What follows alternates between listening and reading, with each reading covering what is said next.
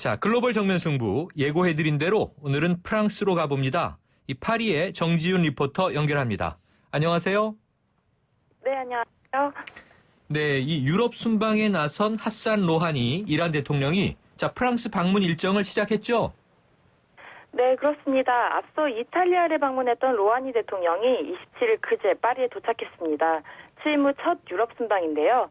지난해 7월 이란이 핵개발 억제에 합의하면서 미국과 유럽연합은 대이란 제재를 해제하기로 결정했습니다.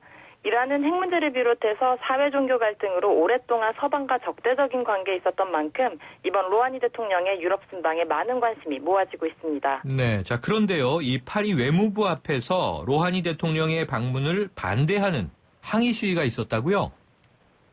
네, 그렇습니다. 로하니 대통령이 파리를 방문한 첫날부터 시작된 시위는 그 다음 날까지 계속 이어졌는데요. 로하니 대통령의 프랑스 방문을 반대하며 일어난 이번 시위는 이란의 반체제 단체인 이란인민 무자헤딘 기구에 의해 계획된 것으로 알려졌습니다. 1965년 결성된 인민무자헤딘은 1979년 이란 혁명 당시 왕정에 반대하고 새로운 이슬람 정권을 세우는 데 일조했는데요. 혁명 이후 출범한 정권 역시 독재 정권이라 비난하다 국외로 축출되어 프랑스와 이라크 등지에서 반정부 활동을 이어오고 있습니다. 이들은 시위에서 이란의 취약한 인권 문제를 거론하면서 로하니 대통령에게 독재자라는 강도 높은 비판을 하기도 했습니다. 그렇군요. 이란 내 국내 문제가 국제적으로도 또 이렇게 목소리가 나오는데, 자 그런데요, 이런 또 해프닝이 있었네요. 이란에서 양국의 정상 오찬 때 포도주를 빼줄 것을 요구했지만 프랑스가 이를 거절했다고 하던데요. 그럼 결국 양국의 정상 식사를 함께 못했나요? 네, 안타깝게도 프랑스와 이란 양국 정상은 식사 자리를 함께하지 못했습니다. 네. 양국의 종교와 문화적 차이 때문에 작은 해프닝이 일어난 것인데요. 애초 이란은 식사에 이슬람 교도가 먹을 수 있는 할랄 고기를 대접할 것과 포도주를 빼달라는 두 가지 사항을 프랑스 측에 요구했습니다. 네. 이에 대해 프랑스는 포도주를 뺀 오찬을 제안했지만 이란은 너무 저렴하다는 이유로 다시 거절했는데요. 일각에서는 포도주를 거부한 이란에 대해 프랑스 전통을 거부한 것이라며 불편한 반응을 보이기도 했습니다. 반면 이탈리아에서는 로하니 대통령을 위해 나체 조각상을 모두 가리는가 하면 식사에 포도주를 일절 내놓지 않은 것으로 알려졌는데요. 프랑스가 너무 박한 국빈 대접을 한 것이 아니냐는 의견도 나오고 있습니다. 네, 이탈리아와 프랑스가 국빈을 대하는 태도가 많이 달랐군요.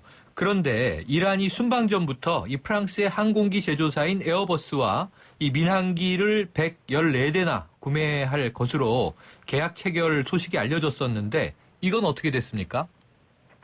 네, 이미 앞서 발표된 바와 같이 이란은 프랑스에 위치한 유럽 항공기 제조사인 에어버스로부터 총 118대 민항기 구매 계약을 한 상태인데요. 네. 그 금액이 무려 30조 원이 넘는 것으로 알려졌습니다. 이란은 시장 개방과 함께 항공업과 관련한 사업들을 시급히 추진 중입니다. 이미 구매 계약이 된 118대 이외에도 약 500대의 비행기가 더 필요한 상태라고 하는데요.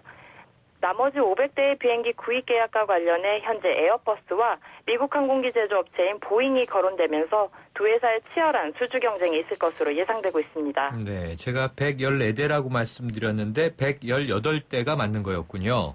그런데 이제 아까 프랑스에서 국빈 방문이 조금 이제 야박했던 것에 비해서는 예정됐던 투자나 이제 계약들을 체결하고 나가는 것 같은데, 자, 이 프랑스의 자동차 그리고 공항 운영 회사 그리고 건설 회사들도 이 수혜를 받을 전망이라면서요.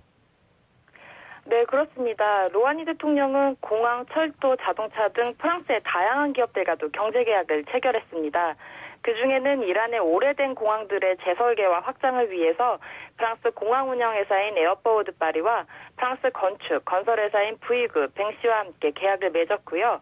이로써 테헤란의 이맘 호메이니 국제공항과 이란 동북부에 위치한 마슈아드를 포함해 총 3개의 공항이 새롭게 단장될 것으로 보입니다. 네. 또 프랑스 자동차 제조업체인 푸조는 4억 유로에 이르는 합작법인 설립 계약을 맺으면서 이란을 재진출하게 되었는데요. 푸조는 현재 합작법인을 통해 해마다 20만 대의 자동차를 생산할 계획이라고 밝혔습니다. 네. 이외에도 프랑스 국영철도 SNCF와 석유회사 토탈과도 대규모 사업 계약을 맺은 것으로 알려졌습니다. 아, 그렇군요. 이게 중국뿐 아니라 지금 이탈리아 그리고 프랑스에서도 상당히 통 큰 행보를 지금 보이고 있어서 전 세계 정상들이 이제 세일즈 외교를 펼치기 위한 노력을 하고 있고 우리나라도 마찬가지인데요. 자, 그런데 이 프랑스가 정상회담을 하루 앞두고 이 유럽연합에 새로운 대이란 제재를 요청했다. 이런 보도가 나왔는데 이게 시기적으로 좀 이상해요. 이게 사실입니까? 네, 27일 로하니 대통령이 도착한 첫날 알려진 소식인데요. 네. 프랑스가 유럽연합에 새로운 대이란 제재를 요청했다라는 보도가 있었습니다. 어허. 익명의 유럽연합 당국자의 제보였다고 하는데요. 보도에 따르면 프랑스가 새로운 대이란 제재를 건의한 이유가 이란이 최근 실시한 미사일 실험 때문이라고 합니다. 네. 하지만 유럽연합은 이러한 요청이 오히려 이란과의 관계 회복에 악영향을 끼치는 것이라는 우려를 표했는데요. 네. 프랑스 정부와 유럽연합은 현재 사실 여부에 대한 공식적인 대답을 회피하고 있는 상태입니다. 아이고, 회피할 수밖에 없는 상황인 것이 좀 애매하네요. 자, 지금 이제 유럽도 굉장히 춥다 그러는데요. 프랑스 파리 지금 날씨는 좀 어떻습니까? 네, 얼마 전까지 추위가 심해졌는데요. 네. 최근에는 많이 날씨가 풀려서요. 좀 봄 기운이 나오고 있습니다. 아, 이게 프랑스가 우리나라하고 굉장히 날씨가 비슷하게 움직이는가 봅니다. 자, 파리 소식 여러 가지 도와주셔서 오늘 말씀 감사합니다. 감사합니다. 네, 지금까지 프랑스 파리에서 정지윤 리포터로부터 이란 대통령의 프랑스 방문 소식 자세하게 들어봤습니다.